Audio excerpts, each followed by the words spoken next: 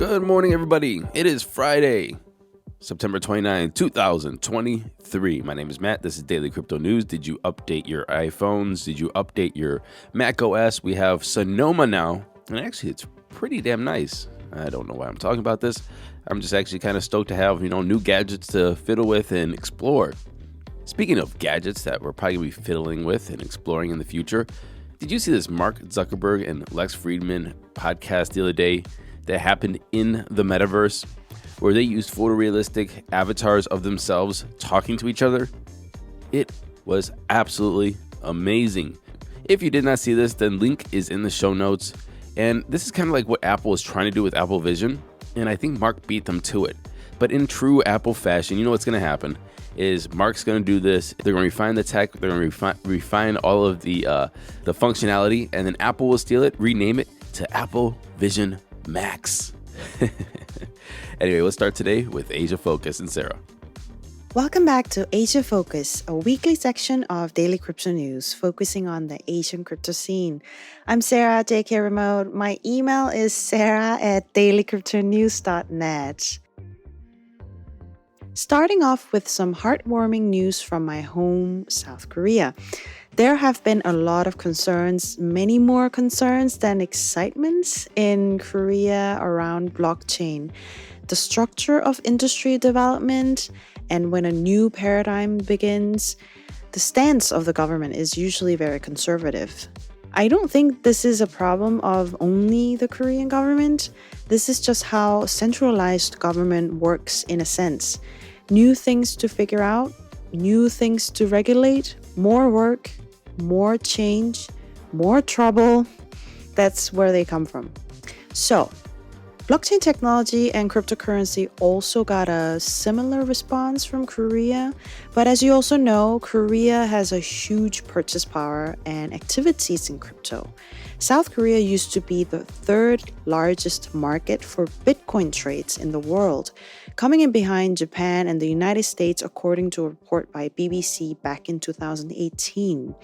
And I don't think we're far off even now. I know I'm getting a little bit serious today, but up until recently, I have yet to be so confident with sharing what Koreans are doing on the international stage because they tend to be quite local. But I'm proud of this. Rise up together. The introduction was long. Rise Up Together is a loose alliance, but a tight movement of 100 Korean Web3 builders.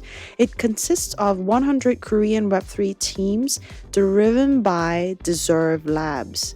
Deserve Labs is a blockchain infrastructure company. I personally learned DeFi properly from the CEO of Deserve Labs, Jiun Kim. Rise Up Together is set out to be a constructive community to solve issues in the Korean blockchain scene and nurture the local industry. I will put the tweet of Jiun Kim on the show note. It's a little still a very early stage in this movement, and I would love to keep an eye on this. Do you have any local community that you are proud of? Send me an email, sarah@dailycryptonews.net.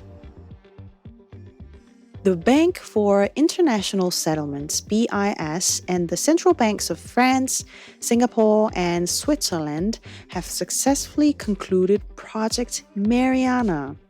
The project tested the cross-border trading and settlement of wholesale central bank digital currency, WCBDCs, between financial institutions using new decentralized finance technology concepts on a public blockchain. The scope of this project contains 3 elements. First, a common technology token standard provided by a public blockchain to facilitate exchange and interoperability between the different currencies. Second, bridges for the seamless transfer of WCBDC between different networks. Third, an automated market maker, so-called AMM, which is a specific type of decentralized exchange to trade and settle spot FX transactions automatically. This project does not indicate in any sense that WCBDC is going to be issued or any partner central banks endorse DeFi. More in the East, Project Mbridge has made even more tangible progress in their research. According to Hong Kong Monetary Authority HKMA CEO Eddie Yue says, quote, tests have shown Mbridge to provide faster, cheaper, more transparent cross-border payments, end quote. He also mentioned that Mbridge will commercialize, and is now looking for more central bank partners to join. Mbridge is the only international CBDC project China has participated in. And of course, the US has been warning about this project, saying that the project could be leveraged to evade economic sanctions. There are a few ways to see CBDC implementation. China tries to provide the world with a common currency with the digital yuan, digitizing central bank currencies to fight money laundering, optimize the tax/financial system, etc. But from a crypto point of view, stablecoin companies should be most worried, in my opinion. They will be the first one to go to exercise CBDC as regulatory steps. And another thing to think about is, will exchanges adopt CBDC? Crypto exchange HTX suffered a hack on the 25th of September that resulted in the loss of 5,000 Ether. It's around $7.9 million, according to the company advisor Justin Sun. Justin mentioned in his tweet, quote, HTX has suffered a loss of 5,000 ETH, that's around $8 million due to a hacker attack. HTX has fully covered the losses incurred from the attack and has successfully resolved all related issues. All users' assets are SAFU and the platform is operating completely normally, end quote. He also said that HTX is willing to offer 5% of the stolen amount, that's about $400,000 as a white hat reward. And if the stolen funds are returned, then HTX will also hire him, them, or her as a security white hat advisor. Another hack, but safely concluded without too much drama, at least for now. And a real quick jump across the pond over here in the United States, the SEC has once again delayed its decision on 4 prominent Bitcoin ETFs. Yesterday, the SEC made separate announcements for each of them. They said no to BlackRock, no to Bitwise, no to Invesco, and no to Valkyrie. This is the second time they've done this. And the reason for them doing it right now is that the deadline for making the decision on these ETFs are between October 16th and 19th. But there could be a government shutdown, which they'll be sitting at home not getting paid and not making decisions like Bitcoin ETFs. So they decided to do it early. We might actually find some clarity in January of 2024, according to the SEC, where they're going to put a deadline on themselves saying, we're going to make a decision on all of this. Crypto custody tech company Fireblocks has acquired tokenization firm Blockfold to serve the financial industry's largest institutions. The acquisition will expand Fireblocks' capabilities in tokenization, allowing traditional assets to be traded on the blockchain.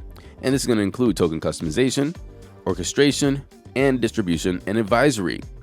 The market for tokenized assets could spike to $16 trillion by 2030, according to a report by consultancy firm the Boston Consulting Group. Now, no one really knows how much Fireblocks paid for Blockfold, but the rumor is it's around $10 million, which, if you're going to be setting yourself up for a $16 trillion industry by 2030, you might have undervalued yourself a little bit. Maybe you should just stick around for a couple of years and tokenize your own stocks. But anyway, congratulations for selling your company. And finally, Circle, the company behind the stablecoin USDC, said that stablecoins designed for payments do not have essential features of an investment contract, and so it doesn't fall in the SEC's purview. They also argued that users of stablecoins don't expect any profit from holding them. Obviously, they're stable. I mean, you probably could arbitrage some stablecoins, to be honest with you. You know, sometimes it goes to 99.6 cents or 99.8 cents or 99.1 cents or $1.01. And so there is stablecoin arbitration. You really got to be talking big volumes to be doing this. Anyway, today they're saying all this as a response to the SEC suing Binance and CZ over alleged violations of security laws. And the lawsuit alleged that Binance affiliate BAM Trading sold unregistered securities, including BUSD, which is a stablecoin. Anyway, I personally think that old Gary G needs to read the Howey Testament his damn self. Anyway, let's get into those crypto prices. Here comes the money. Here we go. Money talk. And the time is 10:46 a.m. Eastern Standard Time. We are at fear greed of 42, neutral. Bitcoin sitting at $27,008, up 0.8% in 24. Ethereum's at $1,678, up 2% in 24. Tether's number 3, Binance is at $2.16, up 0.6%, and XRP is at 52.9 cents, up 5.2%. Rounding off the top 10, we have USDC, Cardano, Doge, Solana up 5.1% at $20.41, and Tron is number 10. The total market cap is at 1.07 trillion. We have a Bitcoin dominance of 48.8 and an ETH dominance of 18.7. And that was our show today. I hope you have a great weekend. And until Monday, happy hodling, everyone.